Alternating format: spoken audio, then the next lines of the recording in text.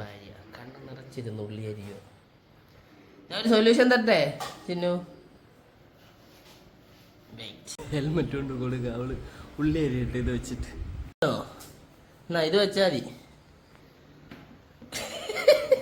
വെക്കടി.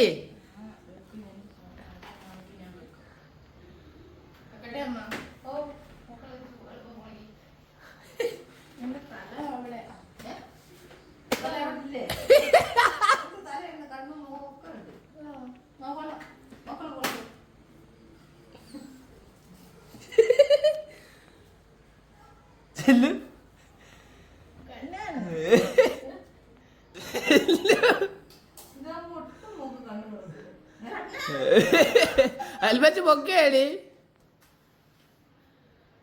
അയ്യോ ആ